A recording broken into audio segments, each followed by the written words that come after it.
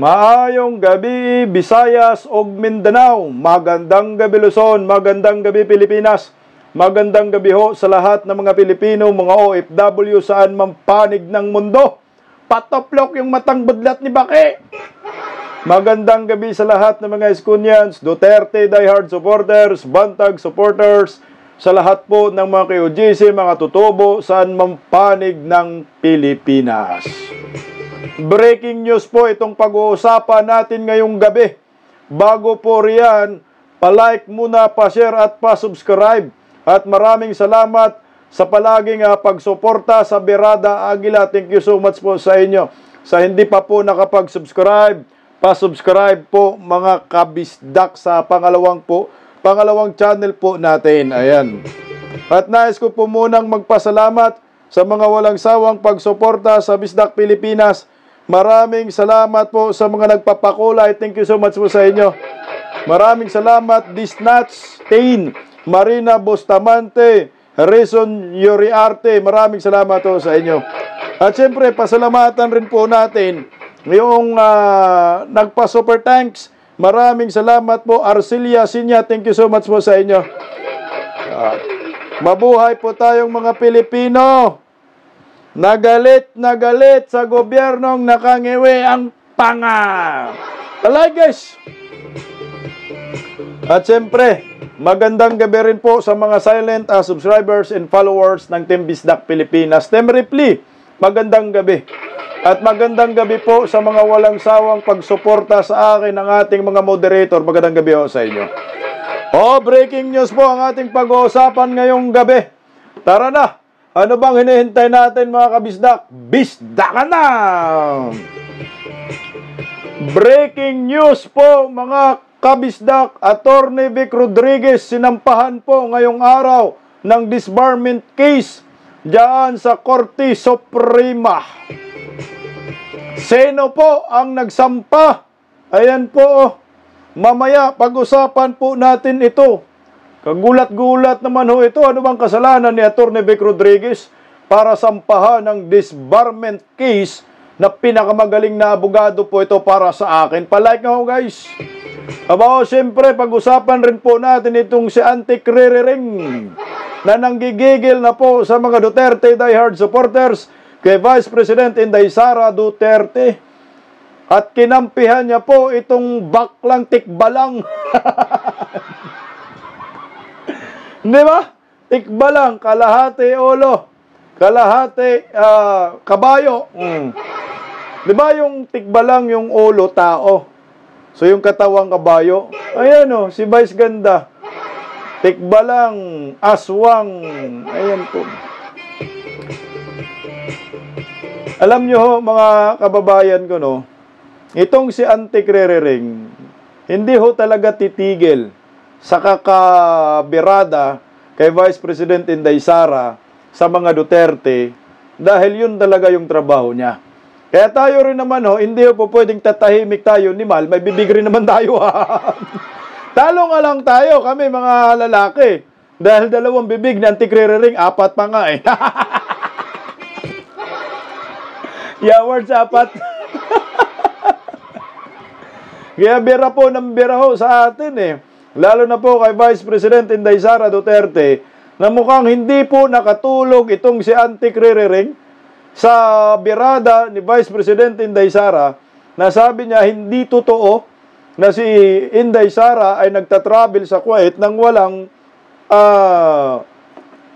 otoridad, no? Walang travel authority.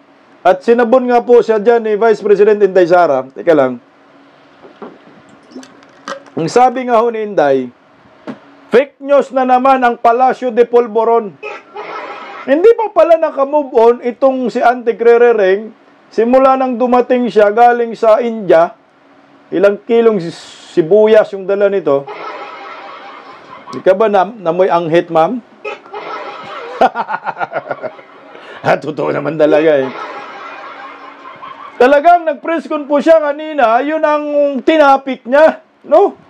Hindi makamove on Na sinasabi ni Inday Sara, alam, pag defensive ka eh, totoo yung mga banat akusasyon sa iyo eh. Mga kabisda.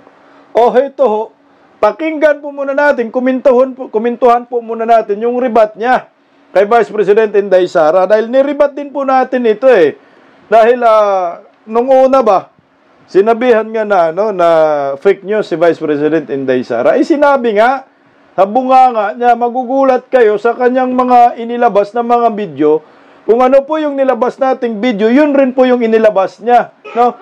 Meron po siyang sinasabi na mga mali-mali daw. Yung mga ginagawa ng mga didis, mga cut, baka sila rin po ang nagka-cut, hindi tayo. Okay, pakinggan po natin. Oh. Ito yung bungad ng press con niya agad eh. Pero ang sinabi ng Vice Presidente sa kanyang panayam ay gumagawa tayo ng kwento at sinabi natin daw na siya ay pumunta, past tense, sa Kuwait ng walang travel authority. Nag-viral ito at nasabihan pa tayong fake news. Iyan ang naratibo ng iba pang mga sumusuporta sa kanya. Kaya inalam natin kung bakit naging source na naman ng fake news ang Vice Presidente. Buwang, no? Bakit na naman source ng fake news ang Vice Presidente? Ang tindi ng paratang mo Sinasabi mong source Inday Sara ng fake news, ikaw nga dakdak ka ng dakdak, puro fake news eh. Grabe, saan ka ba humugot na fake news yung mga source ni Inday Sara? May intel ka ba? Ganun ba katindi? So yung intel ng Office of the President, si Inday Sara lang ho.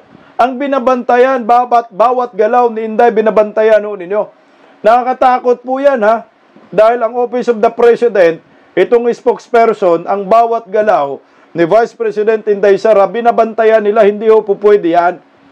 Ibig sabihin yan, lahat ng mga pinupuntahan ni Inday Sara, alam nyo. Dahil lahat na lang, puro pagbabantay kay pagpupuna kay Vice President Inday Sara, fake news daw si Inday.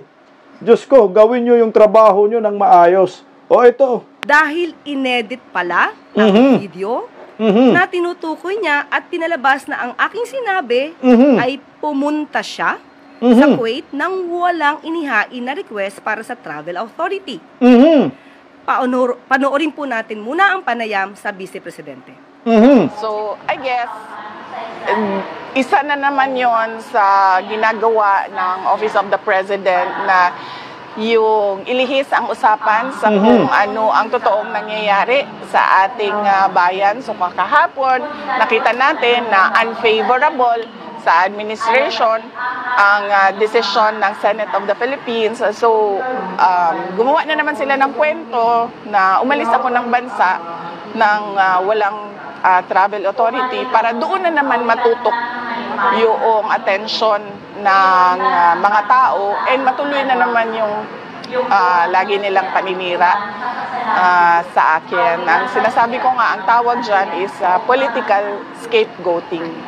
So maliwanag na sinabi na, sinabi na, nabululul ka pa. Okay. ng Vice Presidente na sinabi ko na umalis siya.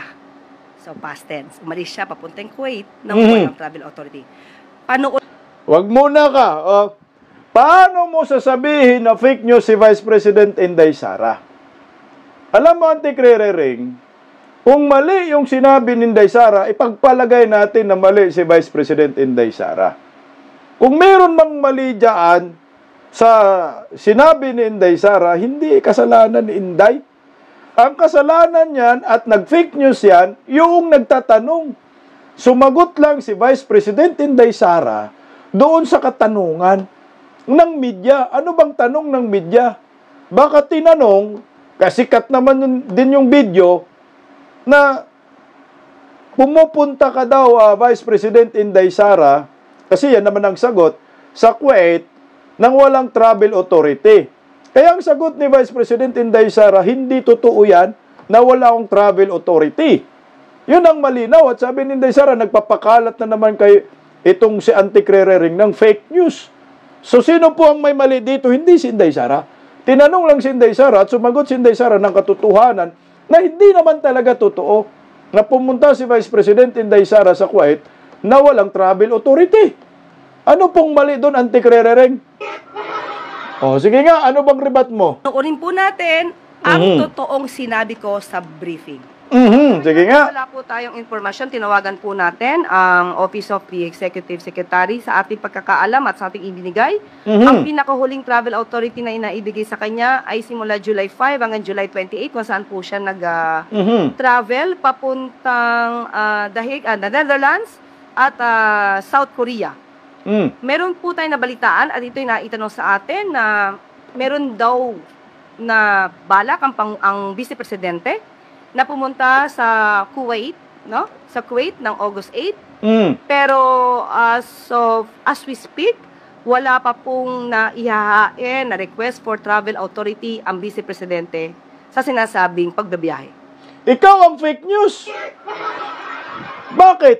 Di ba yung gamit mo ring word pumunta? So yung tinanong siguro din ng media ay pumunta. Past tense din. Sino ang fake news dito? Antik-ririring. Oh. Kaya nga ang sagot ni Vice President Inday Sara, wala akong ganun. Hindi ako nagtatravel nang walang travel authority. Nanggagaling sa bunganga mo na walang travel authority si Vice President Inday Sara na pumunta sa Kuwait. Ikaw yung may nagsabi. Ikaw ang buang. Di ba? Sabi niya kasi ang gamit na word ay pumunta. Yun yung tanong din sa kay Inday Sara na pumunta. Sabi ni Inday Sara, wala naman akong ganun. Nababiyahe ako ng walang travel authority. Ikaw yung may sabi na bumabiyahe na pumunta si Vice President Inday Sara sa Kuwait, pero ang pagkakaalam mo, wala pong travel authority si Inday Sara. Anong mali doon? Galing na sa bunganga mo, yaward talaga ito si antik-ririring na buing na talaga. Sige nga. Pero, ito ang lumabas na edited video na pinapakalat nila laban sa aking sinabi. Sige nga. Sabi niya na gumagawa ang kwento. Ang Office of the President, PCO, ay gumagawa ng kwento. Na sinabi daw natin na siya ay nagbiyahe sa Kuwait. Ang Vice Presidente na pumunta sa Kuwait, sa Kuwait ng August 8. Pero as we speak, wala pa pong naihahain na request for travel authority ang Vice Presidente. Nagbintang kasi siya ng negatibo sa Office of the President. Kasi sabi gumagawa kami ng kwento. Okay? So in other words, yung sinabi natin na wala tayong informasyon at may napabalita na siya ay pumunta or pupunta sa Kuwait, wala. Na-edit po yun. Ano? Maliwanag. So ganyan sila gumawa ng peking balita, kaya nagiging paulit-ulit na source of fake news ang Ikaw yung source ng fake news. Dahil sa ganyang mga klase na video na ine-edit. Edited. Anong mali doon? Fake news again. hindi naman mahirap maging responsable, lalo na sa pagsagot sa mga tanong ng media. Mali nga sa mga kababayan natin, maging mapanuri po tayo. Tinamaan mo sarili mo dyan eh. Wala kang word na ginamit sa interview na pupunta. Ang ginamit mo, pumunta. Nanggagaling sa'yo yung pumunta. Past tense din, yung sinabi mong video na kumpleto. Ang liwanag na wala pa po kayong balita na si Vice President Inday Sara na pumunta. Wala pang travel authority. Si Vice President Inday Sara sa Kuwait na pumunta. Yan yung gamit mo. Yun din yung gamit na word ni Inday Sara. Ano bang mali doon? Ikaw yung fake news kasi yung pumunta, ginawa mong pupunta. Dapat papunta. Diba? Papunta pa lang. Yung gamit mo ring word, past tense din, same din kayo ni Inday Sara. Di anong fake news doon? Ikaw yung fake news. Ginugulo mo lang yung sarili mo. Ayaw mo nang aminin na binitawan mo yung salitang iyon na pumunta si Vice President Inday Sara sa Kuwait na wala pang travel authority. Sinong may mali? Hindi si Inday Sara, ikaw ang may mali. Ikaw yung nagpapakalat ng fake news dahil mali yung word na ginamit mo na sinagot din ni Vice President Inday Sara. Ang sabi ni Inday Sara, hindi man ako pumunta ng Kuwait na walang travel authority. Fake news po yan. Ikaw yung fake news dahil nanggagaling sa iyo yung salitang pumunta. Dapat ang ginamit mo, papunta. Sabi mo past tense, di ba? Past tense na ginamit mo. Ibig sabihin, nakarating na si Inday Sara. Hindi pa nga eh. Papunta. Papunta pa sana yung sinabi mo. Yung sinasabi mo sa media, pumunta. So, sino po yung gumagawa ng fake news ngayon? Ikaw ho mismo. Pareho lang kayo ng amo mong si WM, di marunong gumamit ng salita. Yun yung tinanong tinanong ng media kay Inday Sara, nanggagaling sa yung salitang pumunta. Hindi nanggagaling kay Vice President Inday Sara Duterte. Tinanong ng media. Sinong may mali ngayon? Si inyo, media? Ikaw. Nanggagaling sa iyo yung salitang pumunta na tanong kay Inday Sara. Sabi ni Inday Sara, hindi pa ako pumunta ng Kuwait na walang travel authority. Which is, dyan ang gagaling sa iyo. Ikaw yung nag-umpisa dyan. Totoo naman talaga na hindi naman pumunta si Vice President Inday Sara sa Kuwait nang walang travel authority. O ikaw yung nagsasabi dyan na walang travel authority. Sino yung fake news? Sino yung nagpapakalat ng maling balita? Ikaw! Sagutin mo ang media ng tama para hindi tayo maglibog. Yeah, words na. Riribat-ribat ka ba? Para ka lang nagbablog. Nagbablog ka nga lang, sablay ka pa ng ribat mo. Nagmistula kang tanga dyan. Ginagawa mong kakatawanan yung sarili mo. In the first place, kahit edited yung video na pinalabas niya, kanino bang video yon? Pagkumparahin natin yung sinasabi niyang video na hindi edited, ang liwanag pa po sa sikat ng araw, ikaw yung fake news. Nagpapakalat ka ng maling impormasyon, maling balita na di umano si Vice President Inday Sara Duterte ay pumunta ng Kuwait na walang travel authority. Ito tatanungin ko sa iyo, pumunta ba talaga si Vice President Inday Sara na walang travel authority? Kasi yan ang nanggagaling sa bunganga mo. Sinabi mo wala ka pang impormasyon na pumunta si Vice President Inday Sara sa Kuwait dahil wala pang travel authority. Ayan mga kabisdak. Lang, inom muna tayo tubig. Ang linaw po nun eh. So, sino yung mali? Sino yung tama? Ikaw na lang may tama. May taba sa jutak. Alam mo si Auntie Kririring, nagbablog ka ba? Ikaw naman din tinamaan.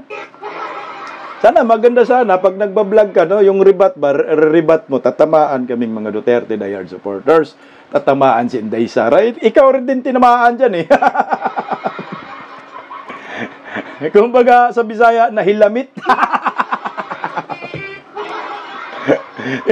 ikaw yung pinaglaruan mo yung sarili mo, shoot na shoot sa banga. So, sinong fake news? Ikaw. Yung kumakalat na fake news sa bansang ito, nanggagaling kay Auntie Kririring. Wala na, hilong-hilo na. So, ako na Auntie Kririring. Ito, pakinggan natin yung isa pa niyang banat. Kaya Vice President Inday Sara Duterte, tungkol naman din sa pag-travel ni Vice President Inday Sara. Okay. Play mo muna natin yung sinabi ni Inday. Sige, yung kay Auntie Kririring, uhulin na natin yung kay Inday. Ito muna, Auntie Kririring. Kasi dito, pinatamaan ni Auntie Kririring yung sarili niyang amo. Ano naman, no? Didipinsa ka sa puon mo. Yung pala, yung puon mo, tinamaan. Ang tindi ng dipinsa, mga kabistak eh. Ang tindi ng defense mo, defense.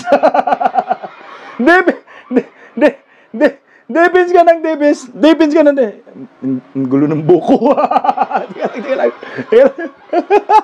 Ayasin mo na natin ang buhok natin. Baka sasabihin na Kririring po sa'yo, ito tira ng tira sa akin, dugyot naman. Okay, medyo maganda. Ito na lang yung buhok natin. Ito, defense. Init yun sa bahay, walang aircon. Okay, defense. Defense. Defense ka. Yung depensa mo, butas. Ito, defense na, Yung sakingin lang po namin yung reaction niyo doon sa statement ni Vice President Sara Duterte. Ang sabi niya po, sa totoo lang, hindi naman po ako nagta-travel dahil gusto kong mag-travel. Nagta-travel ako, lumalabas ako ng bansa dahil frustrated ang Filipino communities abroad sa nangyayari dito sa ating bayan. So, ano po ang sagot statement ng palasyo dito? Thank you.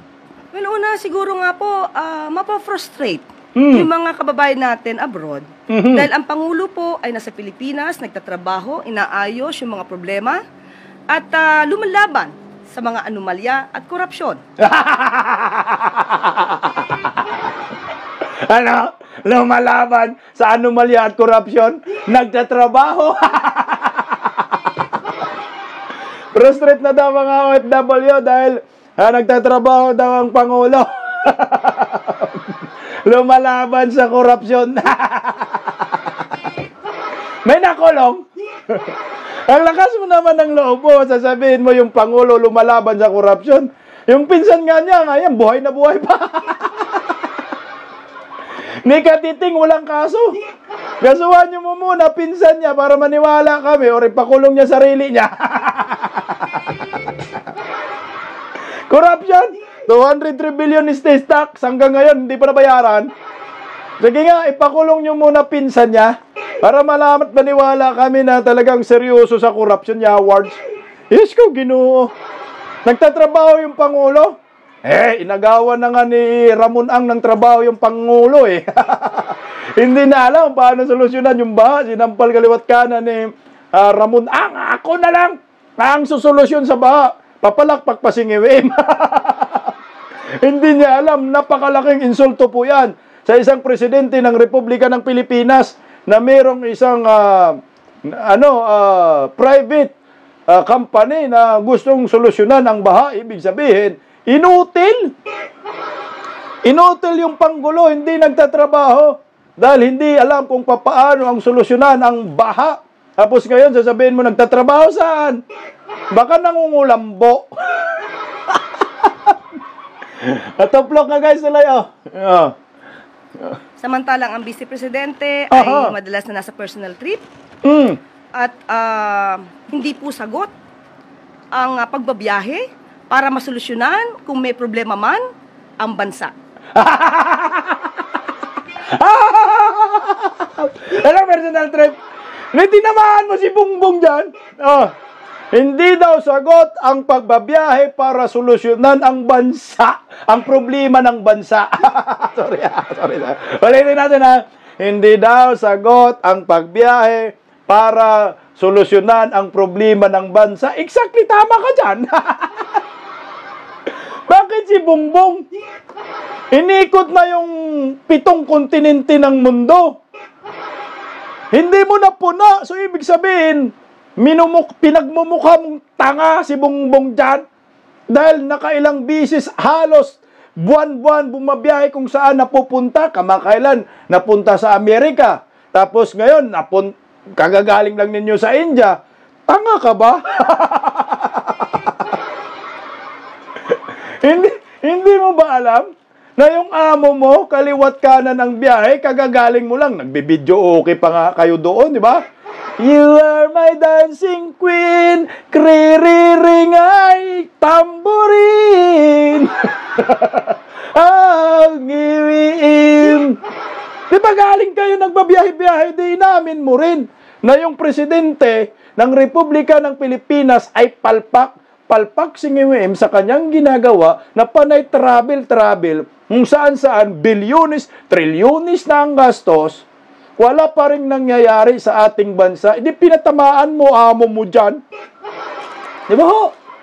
Dapat ang pinupuna mo dito, yung amo mo, punain mo yung amo mo, pakisabi sa amo mo, pakiabot lang, krirering, na yung amo mo ay tumigil na siya sa kakabiyahe dahil ang problema ng ating bansa ay hindi po solusyon yung panay trip.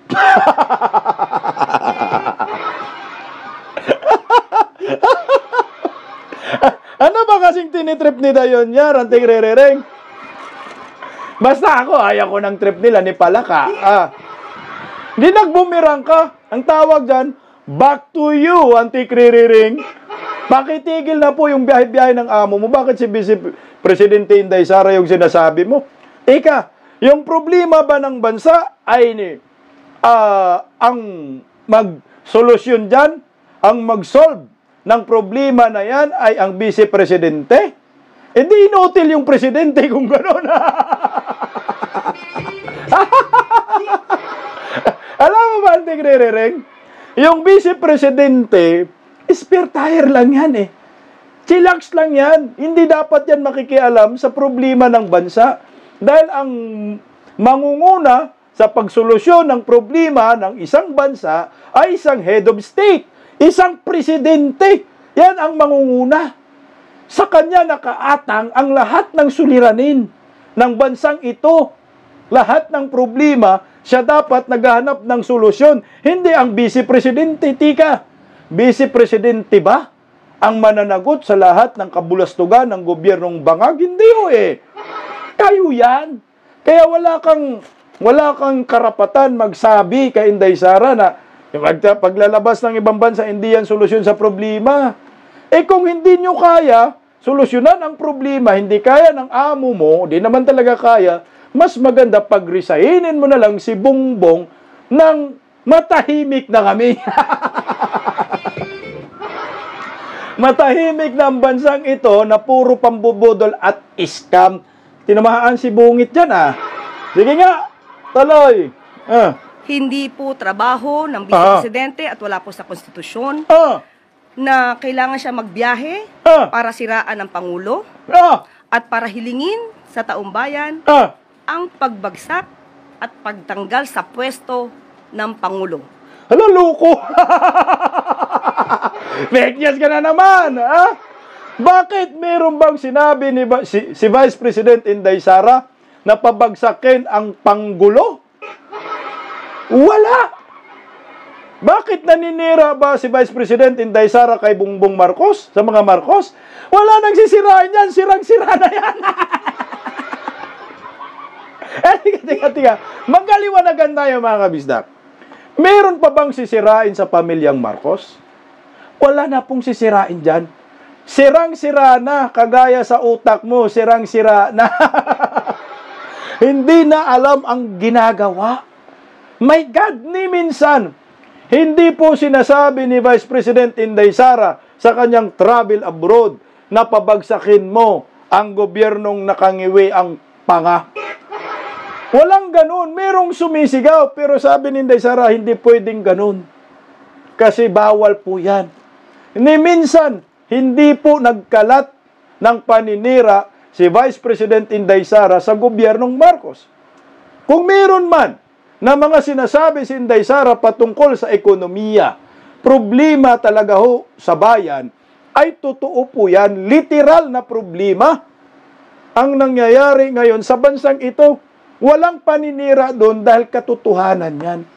Unlike doon sa former Vice Presidente Leni Robredo, matindi ang paninira niya sa ibang bansa. Pero, pinapansin ba yan ni Tatay Digong? Hindi pinapansin. Si Vice President Inday Sara, hindi naman naninira, pinapansin ng mga baklang kabayong ito. Unang-una, dahil pag pinatanggal po ang Pangulo sa kanyang pwesto, ang makikinabang po dyan ay ang Vice Presidente. Exactly! No rebat! Wala tayong pagtatalunan dyan. Di ba ho? Nasa konstitusyon yan. Kung ano ang mangyayari sa presidente, matik yan. Ang magiging presidente ay vice-presidente. Kung matalisod si NGWM at hindi na makabangon, matik yan ang presidente si Inday Sara. Kung masubrahan sa pagpupulboron, matik yan ang presidente si Vice President Inday Sara. Kahit anong gawin mo, yan ang nakasaad sa konstitusyon. Pero, huwag kang magpakalat ng maling balita na sasabihin mo, si Vice President Inday Sara ay gustong pabagsakin ang gobyerno. Bakit ba pupunta si Vice President Inday Sara sa ibang bansa para pabagsakin ang gobyerno? Dapat kung gusto ni Inday Sara pabagsakin ang gobyerno, dito na lang sa Pilipinas dahil nandito ang Palasyo de Polvoron. At dito kami magrarally. Bakit ba? Nananawagan ba si Vice President Inday Sara na magrally tayo sa kalsada? Nakita mo bang may nagrarally sa kalsada ang mga Duterte diehard supporters? Wala. Sino po ang mga nagrarally? Mga komunista. Mga kaliwa, aktivista.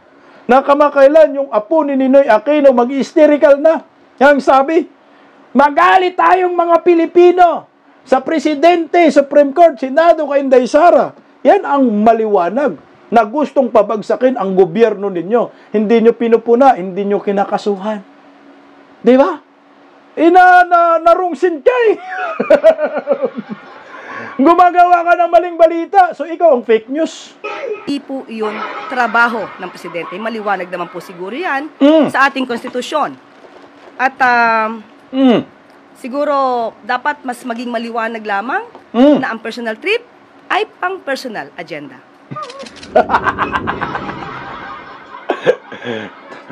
Tripsing hot. Teka lang. Pag personal trip daw ay personal agenda. Alam mo Kaya pala si Ngiwim nagpuslit papuntang Singapore, nanonood ng F1 racing. So ano yan, di ba personal trip? So may personal agenda. Di ba po pwedeng i-audit natin yung amo mo, magkano na ba yung ginagastos sa kanyang pagtatravel na hanggang ngayon ay puro lang pangako ang dala. Pledges. Puro lang yun ang dala. Ang lalaki ng amount pero hangin lang dala. Sa bagay, pinangakuhan siya. Siyempre, ang dala rin niya sa atin, pangako. Ngayon, sabi nga ako sa kasabihan, pinapangakuhan ka na nga gustong pang tuparin. Yun yung amo mo. Sige nga, iplingan natin si Vice President Inday Sara, yung sinasabi ni Inday dyan, na pinaghimutok ng butse itong si Antigre-Ring. Sige nga, ito, panoorin natin. Habitual absent saan? Hindi ko alam kung ano yung pinagsasabi nila na habitual absence. As I said, ito na naman yung style ng mga anti-Duterte tao na anti-Duterte na nagbibigay lang ng akusasyon kung saan-saan at wala namang basihan, walang ebidensya. Correct. At hindi nila na lang sinasubmit o itinataas sa tamang forum or sa tamang venue yung kanilang mga akusasyon. Alam nyo, ang akusasyon na walang basihan ay isang paninira lamang. Ganyan ang lagi nilang ginagawa. Okay. Alam nyo ho, itong si Vice President Inday Sara, na komento ko rin po ito sa kanina sa Birada Aguila. We put on the record, mga kabisdak. Ni minsan, nung hindi pa si Tatay Digong napunta sa Netherlands, hindi pa kinidnap. Hindi po yan bumabiyahe. Wala po yung travel abroad. Meron man siguro yung nagiging, yung sa Department of Education siya, nagiging presidente siya, I think sa CMEO. Yun lang siguro. Pero yung pupunta ka lang doon dahil may pagtitipon, mga OFW, may panawagan, may rally, prayer rally, walang ganun eh. As in, kailan ba nag-start yan? Yung ginago na po ng Marcos admin, si Tatay Digong. Yung kinidnap na po. Siyempre, maraming mga Filipino na nanawagan, bring PRRD home, at inilabas nila ang pagkadismayaho nila sa gobyernong nakangiwi ang panga. Bakit? Tingnan mo, bigyan kita ng logic, Antigre-Ring. Mga bubonistang, tanganistang, loyalista ni Ngagba na ayaw magsilike, no? Simple lang ang logic nito. Tingnan mo ho. Yung mga OFW, yung maraming Pilipino saan mang panig ng mundo, nagrarally, nananawagan bring PRRD home. Kung ako Vice President Inday Sara, anong gagawin ko? Hahayaan lang sila? Vice Presidente ako. Mga OFW, yung mga Pilipino, may pinaglalaban ho sila. Ano yung ipinaglalaban? Pauwiin si former President Duterte. Itatay ko yan eh. Vice Presidente ako. Kailangan ko pong tumalima at sumuporta sa kanilang mga panawagan. Hindi ho po pwede na ang manawagan lamang ay sila lang. Hindi ganun, mga kaibigan ko. Tika lang, mga kabisdak. Di ba ho? Tatalima si Inday Sara. At, tika lang, kakahiya naman ho sa mga Pilipinong ito. Na, nagrarally sila para sa tatay ko. Nanawagan sila para sa tatay ko. Tapos ako, hindi ako pupunta. Ang tawag doon, respeto. Kailangan mong rumispeto at kailangan nandun ka. Sila nga, hindi man kadugo-dugo nila si Tatay Digong eh. Hindi naman kapamilya eh. Nagrarally, yung iba hindi na nga nakakatulog mga OFW. Gumagastos ng sariling pera nila. Nag-a-absent sa trabaho para sumama dun sa panawagan, Bring PRRD Home. Sino ba ako na hindi ako tatalima at susuporta sa panawagan ng mga OFW, mga Pilipinong nagmamahal kay Tatay Digong? Normal po yun. Doon man nag-umpisa yung panay punta ni Vice President Inday Sara. Pagbisita kay Tatay Digong, hindi mo po pwedeng personal trip yan dahil former President Duterte, Presidente ng Republika ng Pilipinas yan. Tungkulin po ng gobyernong Marcos na pangalagaan at ang kaligtasan ng isang former President. Pilipino yan eh. Dapat kayo yung gumagastos dyan. Bisitahin nyo. Meron ba kayong pagkakataon na kinumusta ninyo si former President Duterte? Kayong mga nasa gobyerno ni Marcos, nagpadala ba kayo ng delegasyon doon sa Dahek para kumustahin ang kalagayan ng dating Pangulong Duterte? Wala. As in. Mga wala kayong puso. Buti pa mga OFW, ginawa nilang tungkulin niya. Ngayon, kung ayaw nyo si Inday Sara, kumustahin si Tatay Digong, at ayaw nyong bisitahin, at ayaw ninyong makita na pumunta at bumisita si Inday Sara, putsa, pauwiin nyo si Tatay Digong nang matapos na ang lahat ng kainggitan ninyo at kahibangan ninyo sa mga Duterte. Tatay niya yan eh. Pati ba naman yan, kunan mo ng karapatan itong anak ni former President Duterte na bumisita? Anong klase kayong tao? Hindi po kayo tunay na Pilipino. Ewan ko po ano kayo, mga amo yata kayo. Saan ba nakakuha to ng ugali itong mga spokesperson ni WM, no? Hanggang ngayon, talagang hindi mo maintindihan ang mga pag-ugali na yan. Basta lang, atakdog, banat, Duterte. Again ha, hindi po yan ipinagbabawal sa saligang batas na bumisita ka sa inyong tatay na nandun nakadetent sa Netherlands. Wala pang ganun. Siyempre ako, Vice Presidente, gawin ko lahat ng resources ko na meron ako. Gamitin ko lahat para makapunta sa tatay ko na walang kamag-anak sa Dahek. Walang kamag-anak dyan sa lugar na yan. At foreigner dyan si Tatay Digong. Meron bang kamag-anak mga Duterte doon? Wala.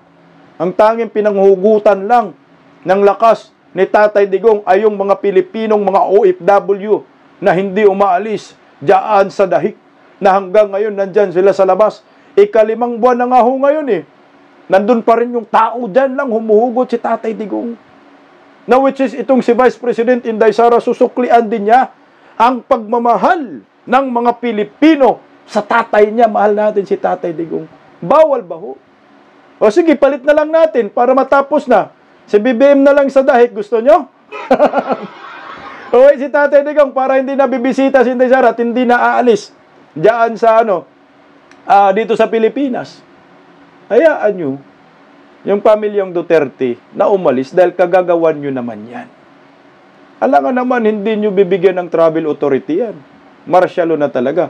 Panggigipit at panarantado na po yan sa pamilyang Duterte. My God. Anong klaseng mga nilalang kayo? Tingnan mo. Speaking of pangit na ugali. Tingnan mo kinampihan pa niya ang kabastusan ng isang komedyanteng Petrang Kabayo, Tikbalang Aswang. At binabas pa tayo, wag daw tayong balat sibuyas. Ayon dito sa isang spokesperson na walang kwenta ni Mal.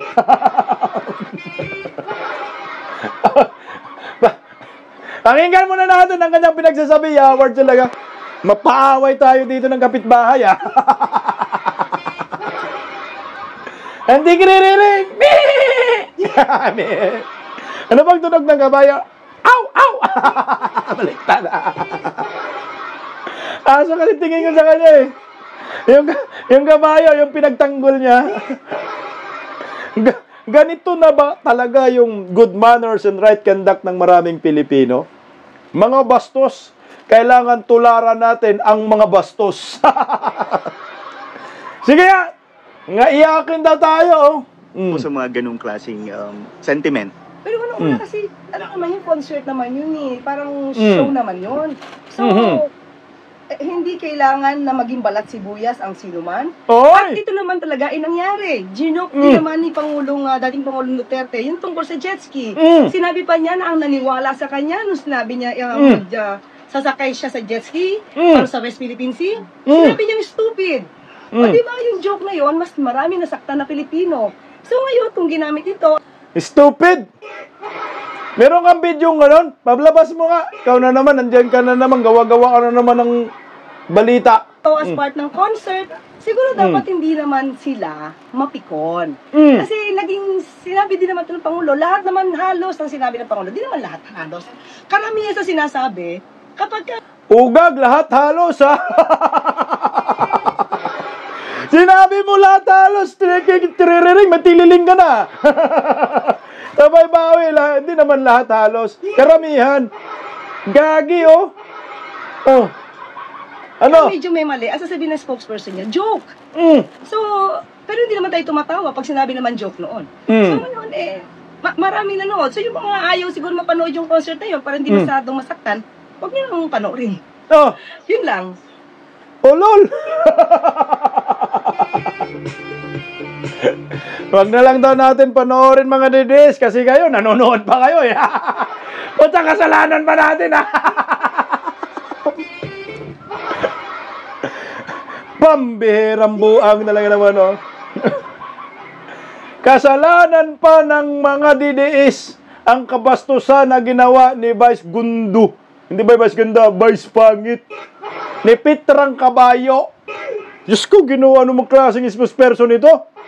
Malacanang. Ganito kasi, bago natin sagutin itong patungkol kay Pitrang Kabayo. Kayo kasing mga Tagalog, no? Mga Tagalog, pasintabi sa mga mababait nating mga Tagalog, kaibigan. Maraming mga Tagalog na hindi ho talaga nakakaintindi ng mga punchline ni Tatay Digong noon. Yung iba nga, akala nila biro, yung pala seryoso pag nagbitaw si Tatay Digong. Yung iba naman, akala nila seryoso, yung pala biro. Sa aming mga Bisaya, alam na po namin si Tatay Digong kung nagbibitaw ng biro or seryoso. Dahil, siyempre, kilala na po namin si Tatay Digong. Yung mga Taga-Luzon, medyo nahihirapan pa rin po talaga sila. Nahirapan sila mag-adjust nung panahon. Naging presidente si Tatay Digong. Nangangapa, pati media. Ano ba yung Mr. President? Joke ba yun o totoo? Kaya nung magtatanong kayo, ang mga media sa spokesperson ni Tatay Digong, Atty. Harry Roque, Atty. Salpanilo, sila po yung nagtatama. Na-joke po yun. Yung patungkol sa jet ski, that's a literal joke. Nandun po talaga ako nun eh. Nandun kami nun eh, rally nun eh. Literal joke po talaga. Kaming Bisaya, alam po namin yung isa't isa. Kung kailan naging nagbitaw ng seryoso, yung isang tao or yung joke, yun ang malinaw ho na yun. Mga kabisdak. Pero itong sinasabi ni Anti-Krerering sa ating mga didis, huwag tayong mga iyakin. Pucha guys, hindi pwedeng ganun eh. Huwag tayong maging iyakin eh. Kayo nga, iyakin nga kayo eh. Di ba ho? Ipa-hair follicle drug test lang yung amo mo. Sasabihin, paulit-ulit. Hair follicle drug test, di ba? Iyakin kayo. Hanggang ngayon, wala pa namang hair follicle drug test. Lalo na po yung ginawa ni Vice Ganda, napaka-insensitive. Okay lang sana kung hindi nakaranas ng pang-aapit, panggigipit si former President Duterte, pwede na namin palampasin yan. Pero sino po kami na hindi kami masasaktan sa ginagawang kagaguhan at kabastusan ng naturang komedyante? That's normal po yan, Anti-Krerering. Normal yun na damdamin. Kung hindi po kayo masasaktan doon, kung hindi ka magre-react, ang tawag sa inyo, manhid ka at ugag ka. At wala kang pakiramdam na sobrahan ka sa pulburon. Ito tatanungin sa inyo. Sa Sa mga ginagawa po ni Vice Ganda, kayong mga didays, hindi ba kayo nasaktan? Pambabastos? Sobrang sakit nun eh. Kung kayo hindi po ninyo ipinagtanggol si Ngiwe M, dahil inuukray din ni Vice Ganda, huwag nyo kaming itulad sa inyo na mga manhid kayo. Mga ubob kayo, iti-iti. Eh, hindi eh. Talagang darating ang time, yung pasensya natin, no? Pasensya nating mga supporters, ay may hangganan din po yan. At hindi ho po pwede, papalampasin ho namin yan. Dahil, below the belt na po, yung mga banat ni Vice Ganda. Kaya siguro mga kabisdak, ito para sa akin, hindi nila pinupuna itong si Vice Ganda na ginaganon nga rin ho nila eh. Si Ngiwe. Planado ho ninyo ito? Kagagawan ho ninyo ito?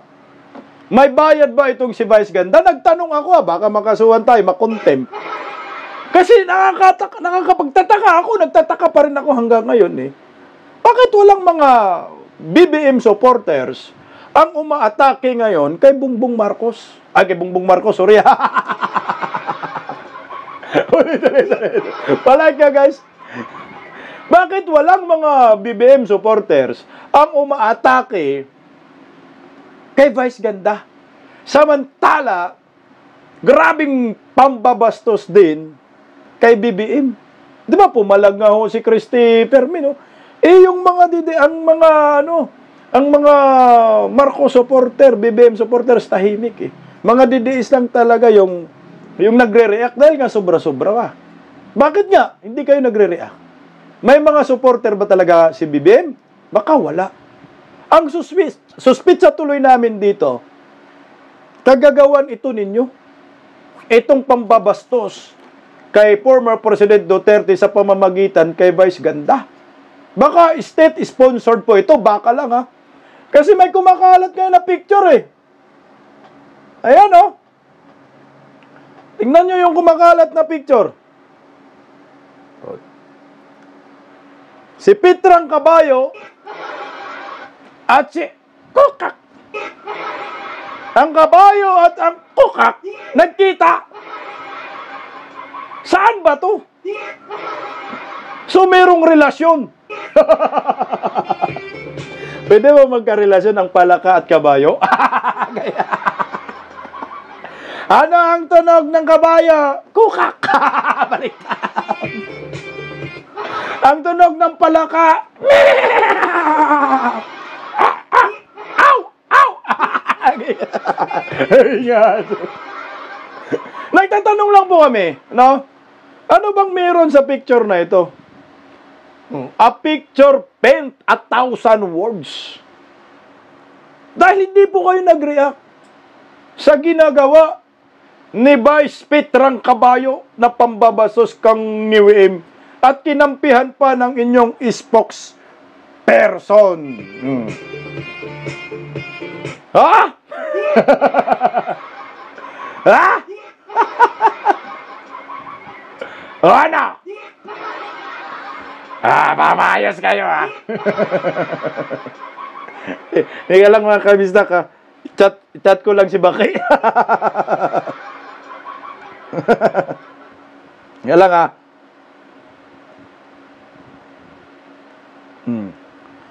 Alam nyo po ba?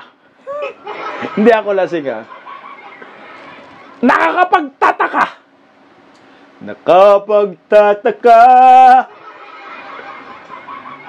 Bakit hanggang ngayon wala pa akong nakitang ensaymada bulagers na inaatake po itong si Pitrang Kabayo dahil sa pambabastos sa amo nilang nakalak-ampanga.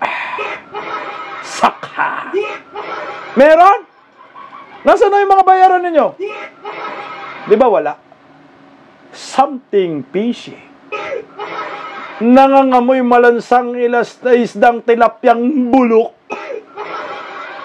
Ang kadramahan na ginawa ni Vice Pitrang Kabayo sa pambabastos kay former President Duterte. Ano po sa tingin ninyo? Anti-kririring. Kasi nga, magkakampi kayo. At pinagtulungan po ninyo ang mga Duterte. Ang tanong, kaya nyo bang pabagsakin ng mga Duterte? Magsanib pwersa na kayong lahat ng mga hayop sa lipunan ito. Magsama-sama ng mga buhaya. Magsama-sama ng mga kuting. Magsama-sama ng mga kabayo. Magsama-sama ng mga palaka. Magkasama-sama ng mga unggoy.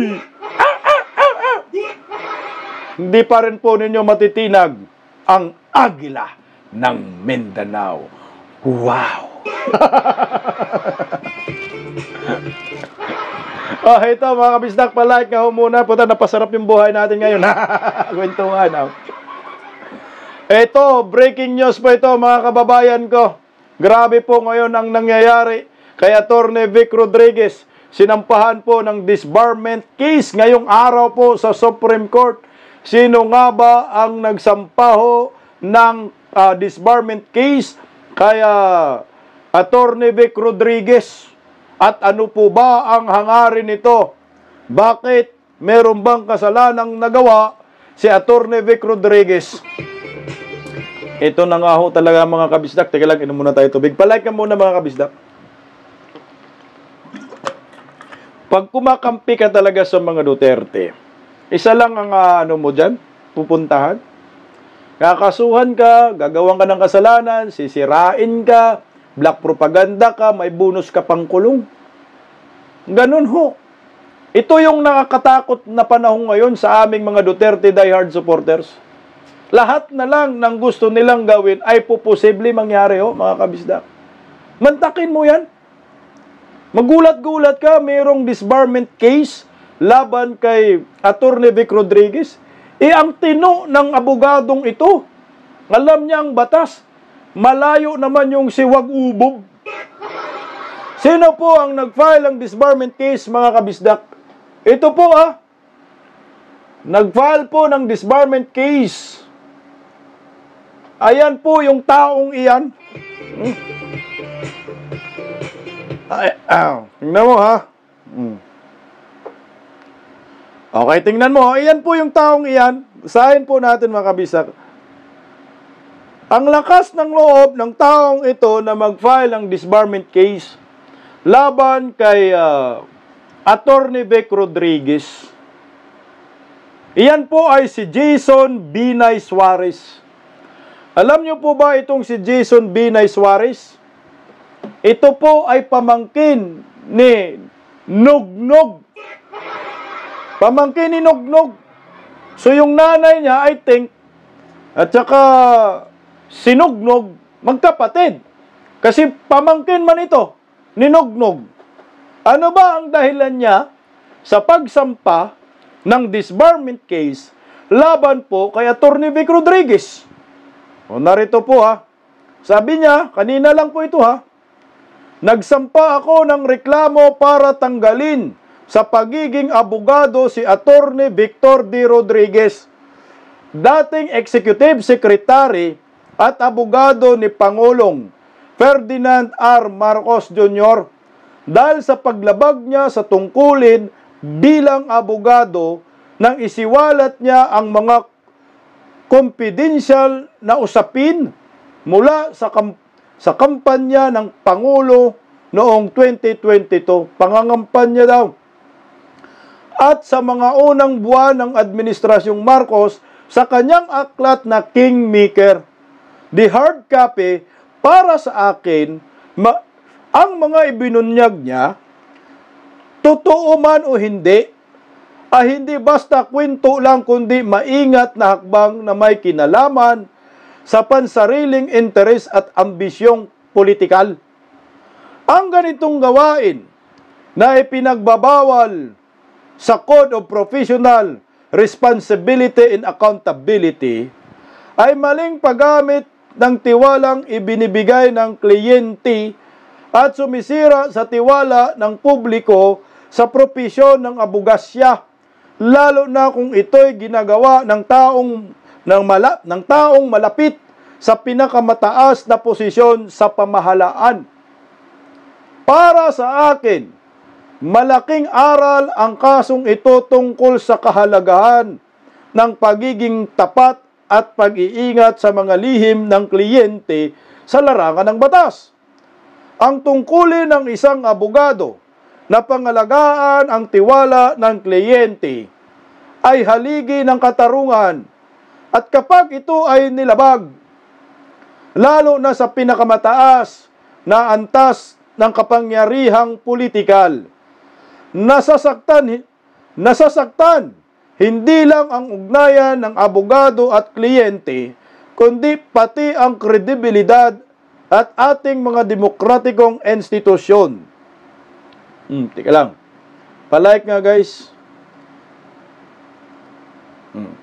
Hindi ako naghahanap ng gulo sa politika, kundi humihingi ng gabay mula kagalang-galang na hukuman, mula sa kagalang-galang mula sa kagalang-galang lang talaga, mula sa kagalang-galang na hukuman para turuan ang mga kagaya kong magiging abogado balang araw sa mga pamantayan ng integridad, katapatan at profesionalismo na dapat naming sundin.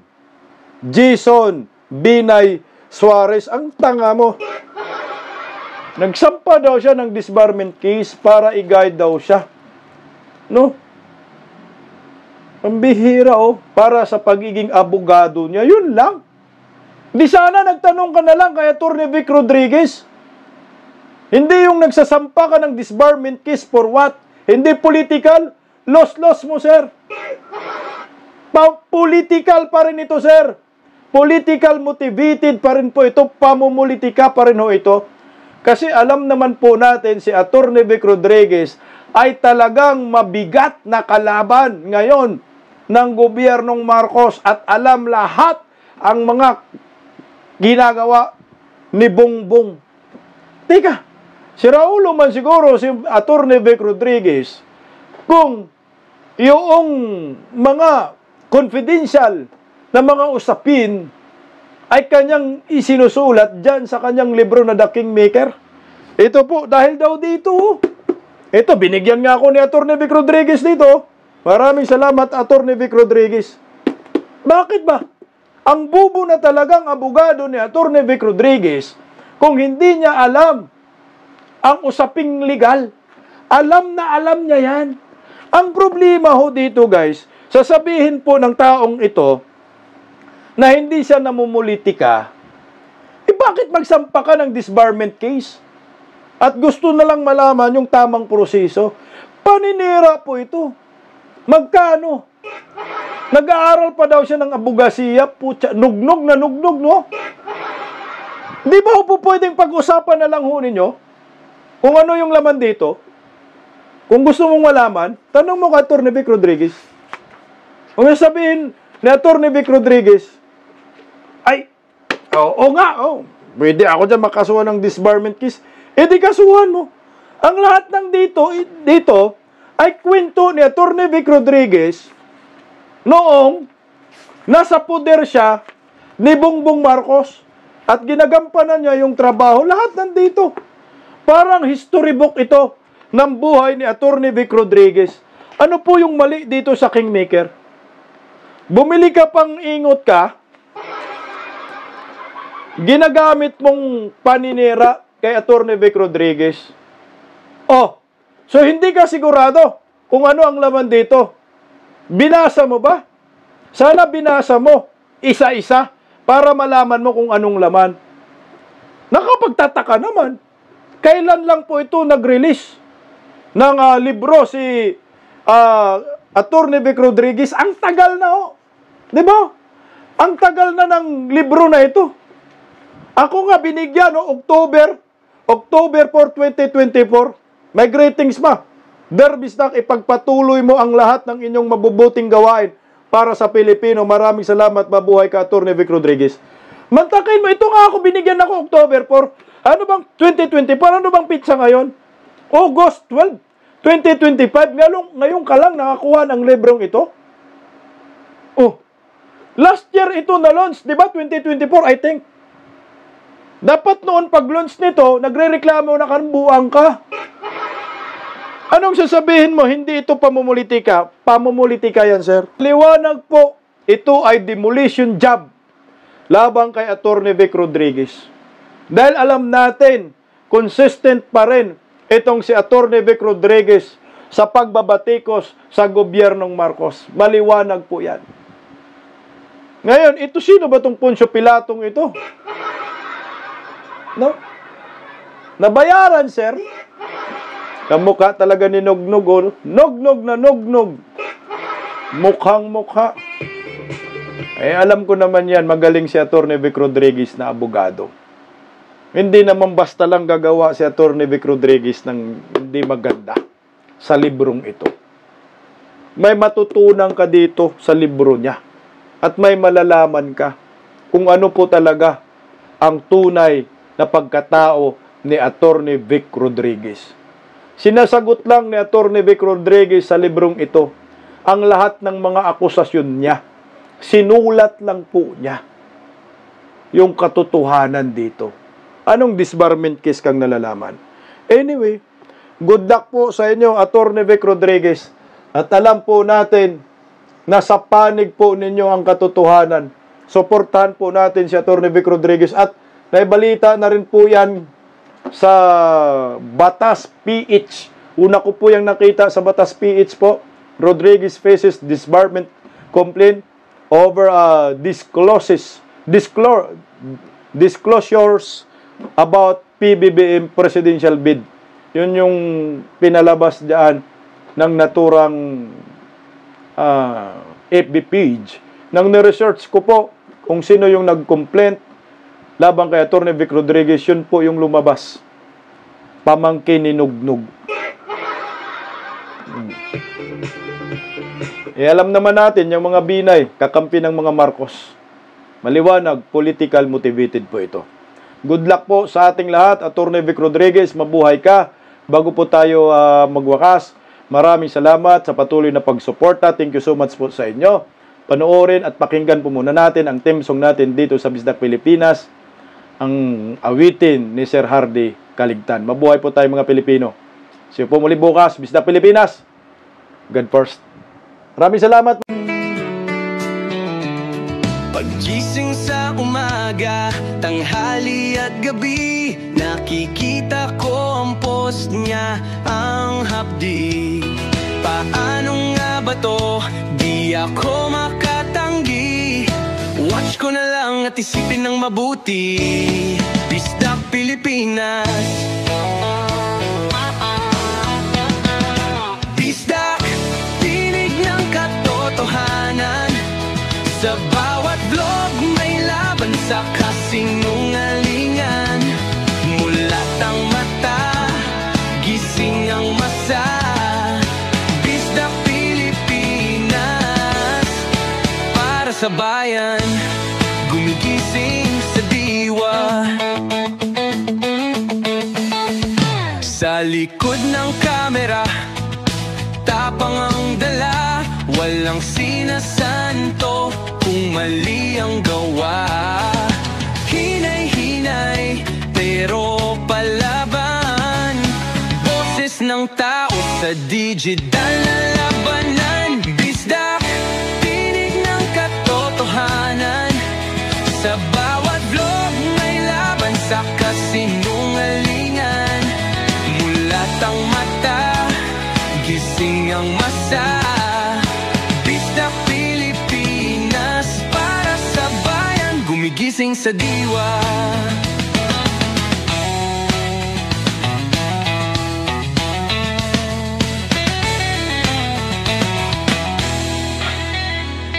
Hindi artista, hindi politiko, pero ang katotohanan, sigaw niya ay buo.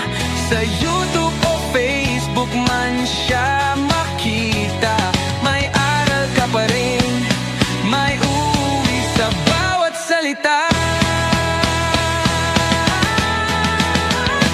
Bisdak, gising sa katotohanan. Di lang kwento, kundi panawagan. Sa bawat